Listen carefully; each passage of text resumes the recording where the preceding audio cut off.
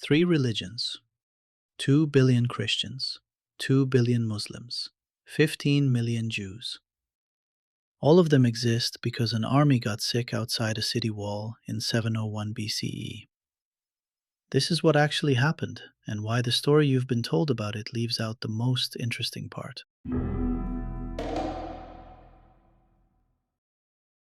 701 BCE. The largest army in the world is camped outside Jerusalem. Sennacherib, king of Assyria, has already destroyed 46 fortified cities of Judah on this campaign, their inhabitants killed or marched into exile. 20 years earlier, his predecessors did the same to the northern kingdom of Israel. 10 tribes gone. Dispersed so completely we still call them lost 3,000 years later. Now they are at Jerusalem, the last city, the last tribes. Inside the walls, King Hezekiah knows what is coming, and then Sennacherib leaves. He packs up the largest army in the world and goes home. Jerusalem survives. The historian William McNeill called this the greatest might have been in military history. If Sennacherib had stayed another month, 3 of the world's major religions never exist. No Judaism as we know it, no Christianity as we know it, no Islam as we know it. That part is the famous story. The part you almost never hear is this. The temple-centered, book-based form of Judaism we recognize today didn't exist yet. It would be invented, almost from scratch, 100 years later, in a back room of the Jerusalem temple, by a small group of priests and scribes working for a king who had been handed the throne as a child and now needed a political tool. And we can prove it. 3 accounts of the siege survive. Surprise, none of them agree. The Hebrew Bible says God did it. An angel walks through the Assyrian camp at night and kills 185,000 soldiers in their sleep. Sennacherib wakes to a field of corpses and retreats. A gentle God working overnight. The Assyrian version is inscribed on clay prisms found at Nineveh. It says he won. It says he shut Hezekiah up in Jerusalem like a caged bird and extracted a massive tribute: gold, silver, daughters, musicians. What it does not say is that he took the city. For an Assyrian king who lists every conquered city by name, that silence is loud. The Greek historian Herodotus, writing nearly 3 centuries later about Sennacherib's campaign into Egypt, says mice overran an Assyrian camp and devoured the soldiers' quivers, bowstrings, and shield straps. The army was disarmed overnight and had to retreat. Most historians connect this account to the same general campaign that hit Jerusalem, a garbled folk memory of the same disaster transmitted through Egyptian sources. Modern historians read all 3 accounts and reach for the same answer. Something happened in the Assyrian camp, something that wasn't a battle. Mice in ancient accounts almost always mean plague. Hezekiah had also dug a tunnel to secure Jerusalem's water supply before the siege began, one of the great feats of ancient engineering still visible today.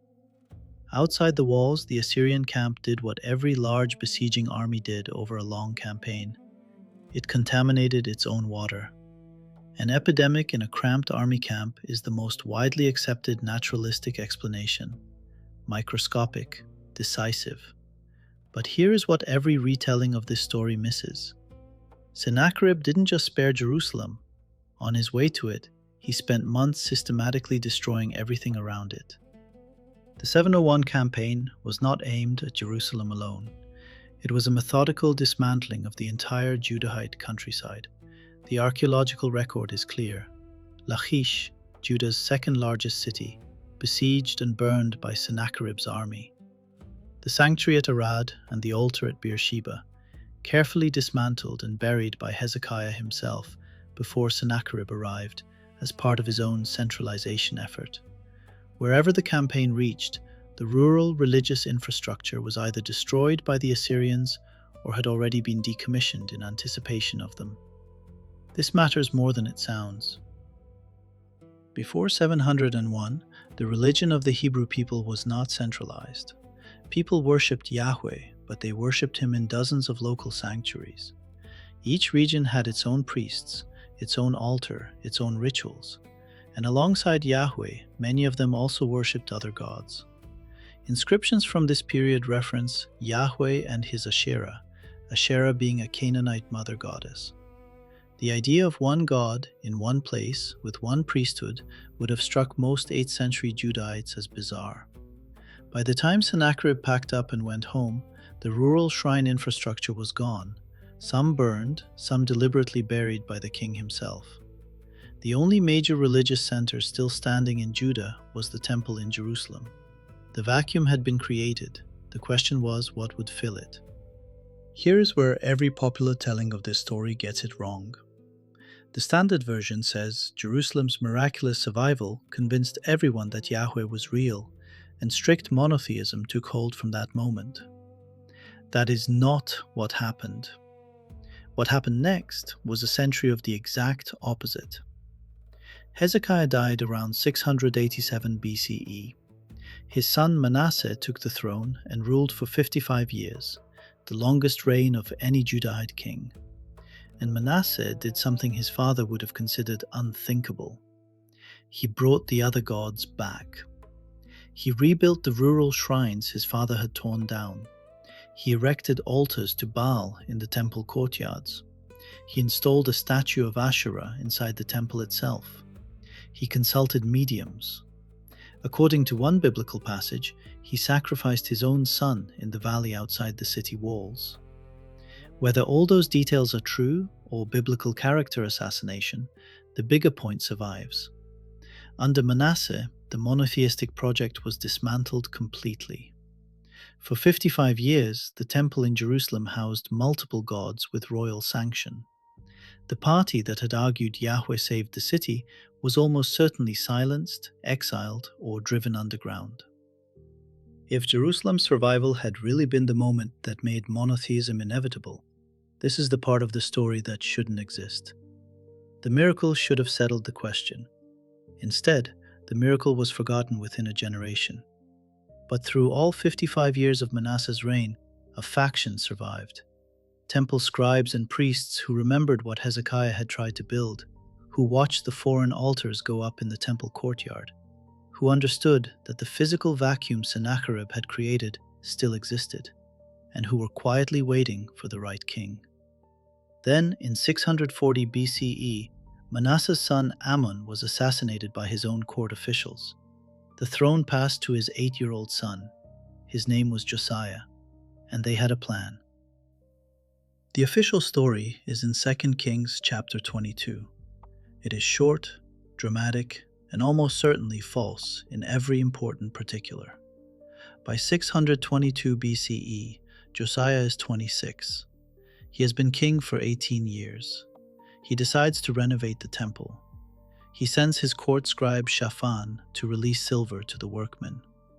While Shaphan is at the temple, the high priest, a man named Hilkiah, approaches him with a scroll. "I have found the book of the law," Hilkiah says, "in the temple." Shaphan takes the scroll to the king, reads it aloud. Josiah tears his clothes in grief. The scroll contains laws no one in the kingdom has been keeping. It warns of divine wrath, exile, destruction. Josiah sends messengers to a prophetess named Huldah to authenticate it. She confirms it is genuine. Then the king launches the most aggressive religious purge the kingdom has ever seen. He destroys the altars to other gods in the temple, executes their priests, pulls down the rural shrines across the country, the ones Manasseh had rebuilt, centralizes every sacrifice, every festival, into the single temple in Jerusalem. Other places of worship, forbidden. The rural priesthood, stripped of its income. All festivals reorganized as pilgrimages to the capital. The scroll, Josiah claims, is the law of Moses, given on Sinai 700 years earlier, lost, now found. Virtually all critical scholarship for the last 200 years has reached the same conclusion. The scroll was not lost. It was written by Hilkiah and Shaphan and a small group of priests, probably over the preceding years of Josiah's reign, and planted to be discovered. This is where the episode becomes a forensic case. Let's walk through it. But one thing first. In the ancient world, attributing laws to a legendary founder was not considered dishonest. It was how you gave them authority. Keep that in mind, because even by those standards, what the evidence shows here is suspicious.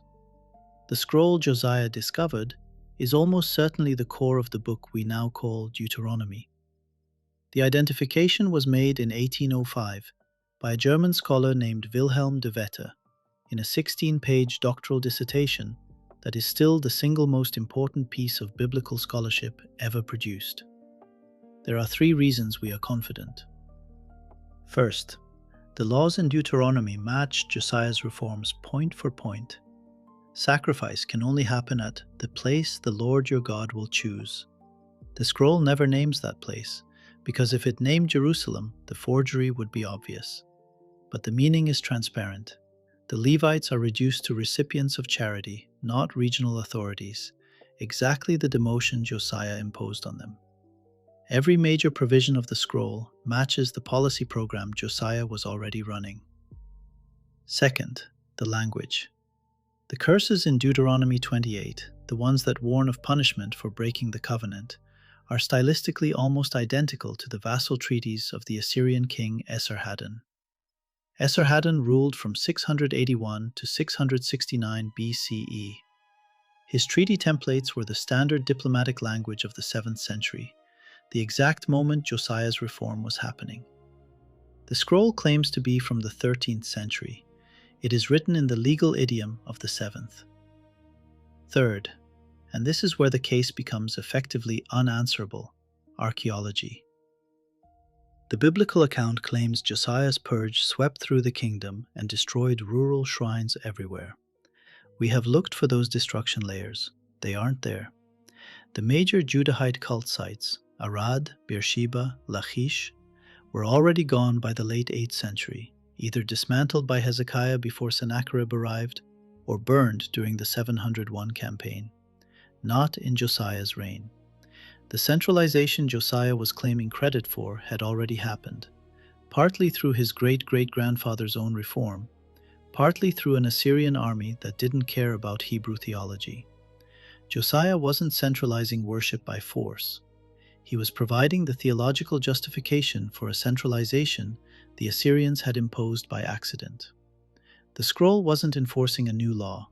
It was retroactively explaining an existing reality by pretending the explanation was 700 years old. Josiah didn't create the vacuum, he explained it.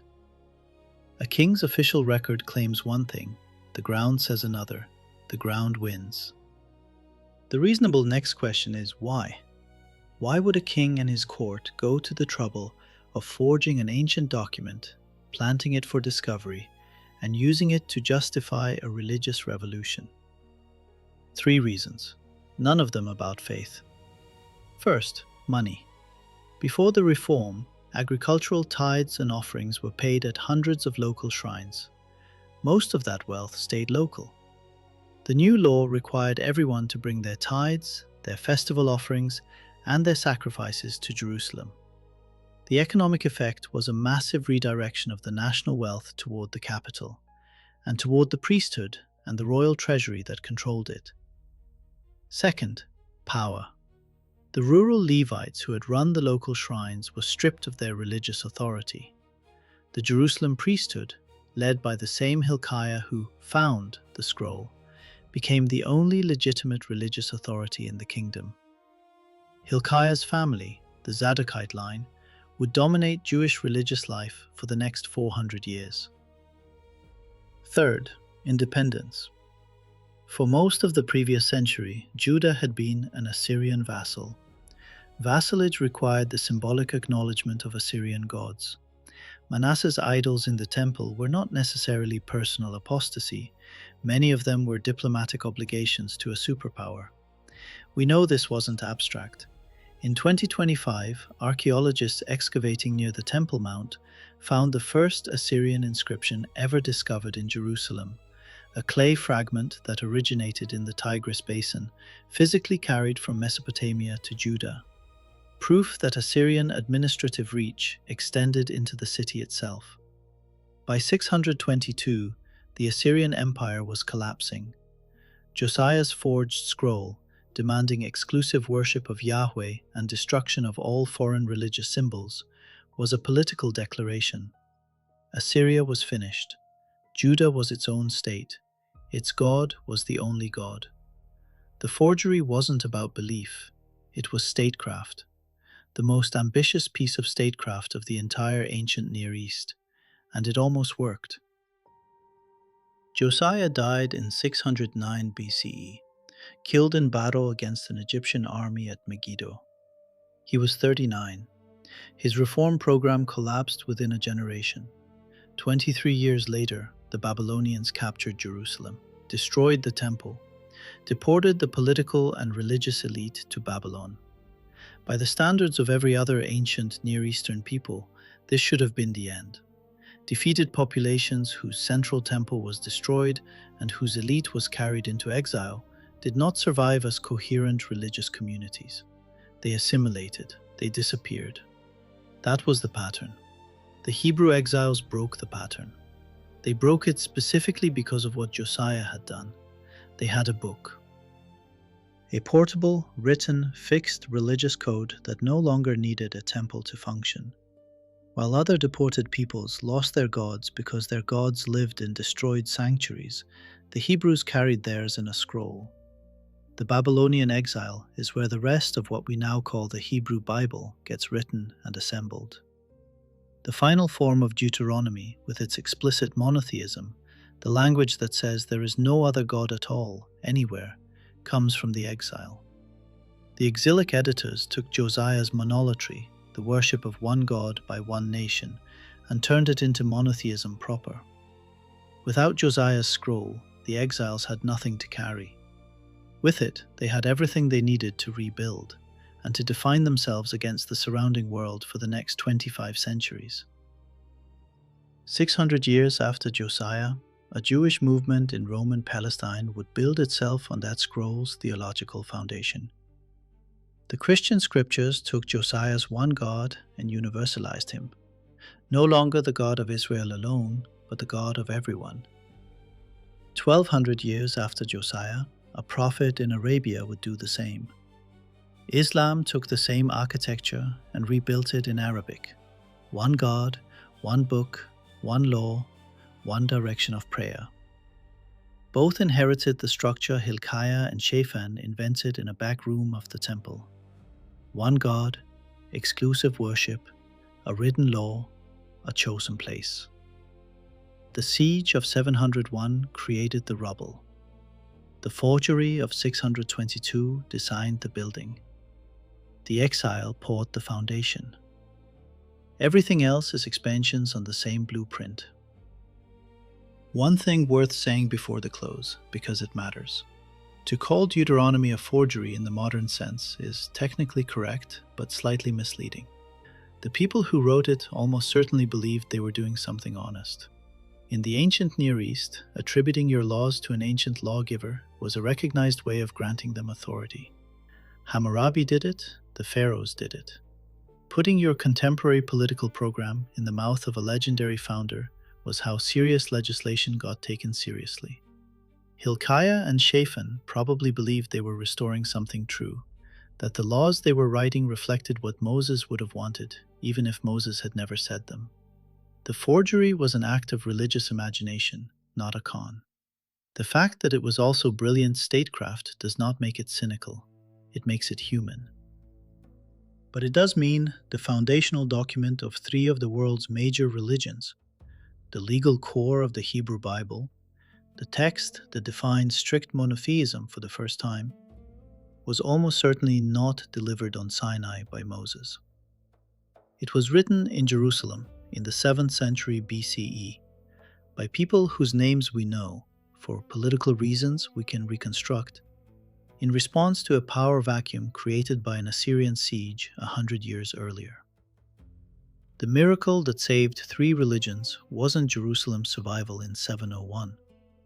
The miracle is that a small group of priests and scribes produced a document so powerful that more than 2 billion Christians, 2 billion Muslims, and 15 million Jews still organize their understanding of the universe around it.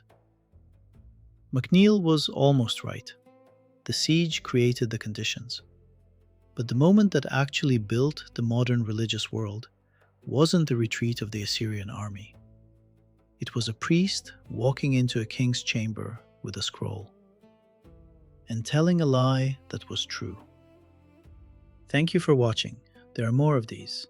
The moments where the official record and the physical evidence stop agreeing.